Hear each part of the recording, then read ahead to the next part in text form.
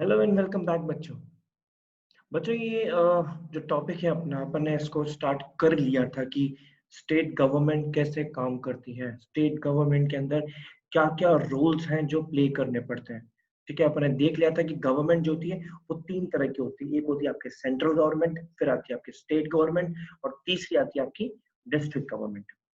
ठीक है, इसके बारे में अपन डिस्कस कर चुके हैं कि members of legislative assembly, MLA कौन होते हैं, एमपीज कौन होते हैं। ठीक है, उनका जो रूलर होता है वो कैसे डिसाइड होता है, अपन लोग ही उसको इलेक्ट करते हैं।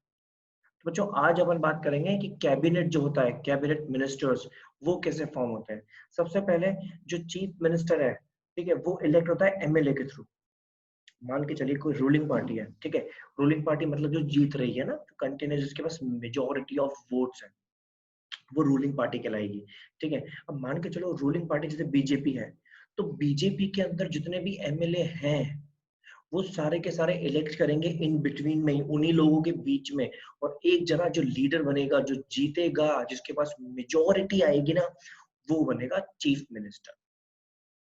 ठीक है, जैसे मान लो गुजरात है, ठीक है, गुजरात के अंदर जितने भी एमएलए हैं, सारे के सारे एमएलए मिलके, गुजरात गुजरात के जो एमएलए हैं सारे के सारे मिलके एक जने को वोट देंगे।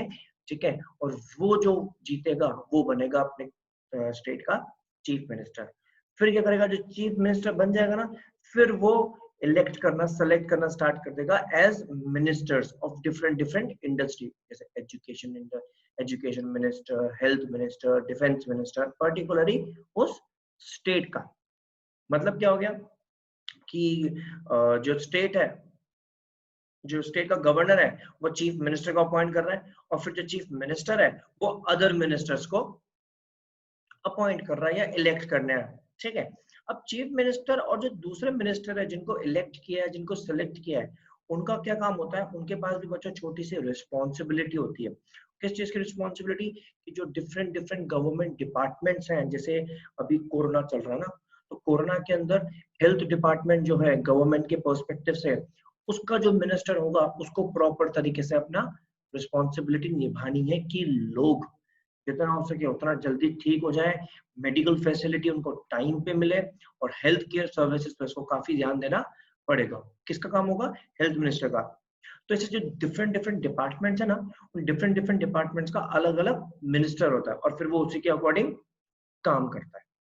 ठीक है, अब इनके ऑब्वियस ही बात है, अब मान के चलो कि हेल्थ मिनिस्टर अलग, डिफेंस मिनिस्टर अलग, लेकिन ये साथ में थोड़ी बैठेंगे, काम अलग तो ऑफिस अलग, है ना। जैसे अपना सीएफई का ऑफिस अलग, स्कूल का ऑफिस अलग, उसी तरीके से है तो क्या है तो सेम। ठीक है, यहाँ पे भी 8 क्लास चल रही है, वहां पर भी 8 क्लास चल रही है, यहाँ पर भी 7 चल रही है, यहाँ पर वहां पर भी 7 चल रही है, बट ऑफिस अलग अलग है क्योंकि डिपार्टमेंट अलग अलग है। उसी तरीके से वहां पर भी क्या हो जाएगा, ऑफिस अलग अलग हो जाते हैं उनके। क्यों, क्योंकि उनकी डिपार्टमेंट अलग अलग है।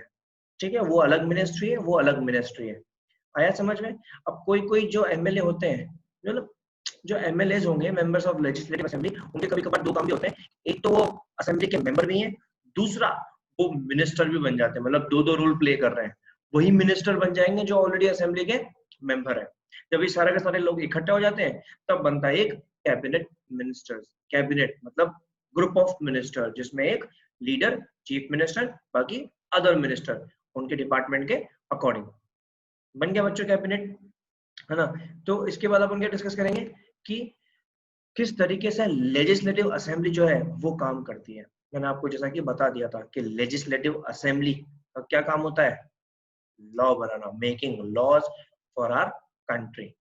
ठीक है, अब वो लॉ बना देगी, मतलब बेसिकली वो प्लेस होगी जहां पर सारे के सारे एमएलए बैठेंगे ना। ऑब्वियस वाली बात है, लेजिस्लेटिव असेंबली कौन बैठेगा, मेंबर्स ऑफ लेजिस्लेटिव असेंबली, नाम से ही अपने को समझ में आता है। ठीक है, अब वो चाहे रूलिंग पार्टी का हो, चाहे वो रूलिंग पार्टी का हो, या फिर चाहे वो जो अपोजिशन पार्टी है, चाहे वो उस पार्टी का हो। ठीक है, मतलब सारे के सारे वहीं बैठेंगे, सारे के सारे वो लोग वहीं बैठेंगे ना, जैसा मैंने अभी बताया। तो उनका काम क्या होता है कि जितने भी डिसीजंस लिए जा रहे हैं, जितने भी लॉज बन रहे हैं ना, उन लॉज के बारे में डिस्कस करना, जितना हो सके उतना डीप में डिस्कस करना। क्योंकि जितना ज्यादा वो डिस्कस करेंगे उतना ज्यादा उनको पता पड़ेगा कि ये लॉ वाकई में काम का है या नहीं। जितना हो सके उतना वो उसके नेगेटिव पॉइंट्स बताएंगे, मतलब जो रूलिंग पार्टी है वो तो फेवर बताएगी कि हाँ ये लॉ हमने पास किया है तो इस रीजन से किया है। लेकिन ऑपोजिशन पार्टी क्या करेगी, वो उसके नेगेटिव पॉइंट्स बताएगी, नेगेटिव एस्पेक्ट्स बताएगी कि हाँ इस लॉ से इन लोगों का नुकसान हो रहा है, इन लॉ की वजह से इन लोगों को वेलफेयर या बेनिफिट नहीं मिल रहा, तो उसको खत्म कर देना चाहिए। रूलिंग पार्टी बोलेगी नहीं, हम इसके आपको बेनिफिट जो है वो बताते हैं।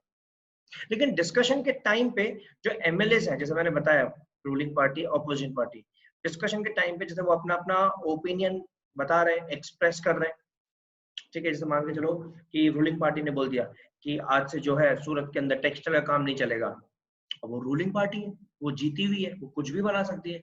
ऑपोजिशन पार्टी क्या करेगी, वो बोलेगी क्यों, they will ask question, yes they can, वो पूछ सकते हैं कि क्यों बंद कर रहा है, रीजन क्या है, ठीक है।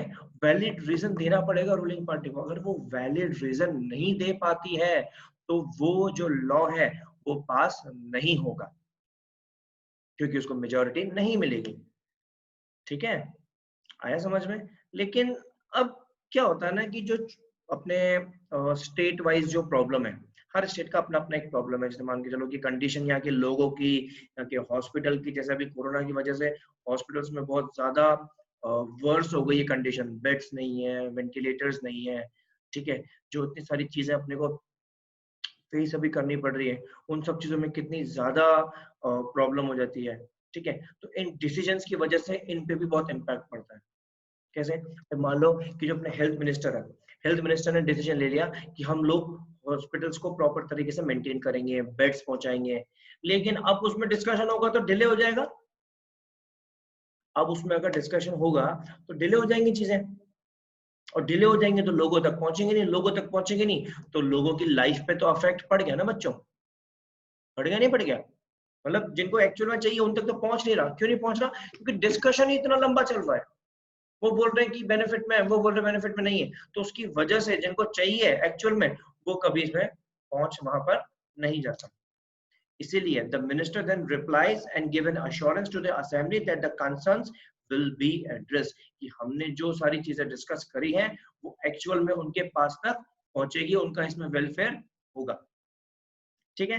अब जो भी डिसीजन एंड में, however whatever decision is taken have to be approved by the other members, जैसा मैंने बताया मेजॉरिटी, हर चीज में मेजॉरिटी चलती है, ठीक है। अगर वहां पर 100 जने हैं, 100 जनों में से मेजॉरिटी क्या हो जाएगी 51, तो अदर मेंबर जो है 51 उनकी भी रजामंदी होनी चाहिए।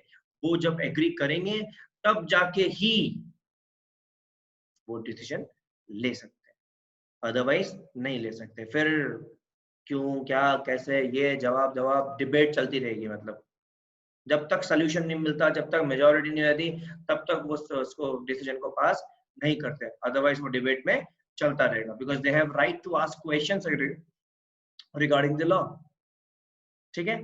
आया बच्चों समझ में। इसको छोटा छोटा अपन पढ़ते हुए चलेंगे ताकि आप कंफ्यूज और मिक्सअप ना हो, ठीक है। इसके आप नोट्स बना लीजिएगा और आई होप आपको समझ में आ ही गया होगा। फिर मिलेंगे आपसे बहुत जल्द, तब तक के लिए घर रहें, सुरक्षित रहें, बाहर ना निकले। चलिए बच्चों।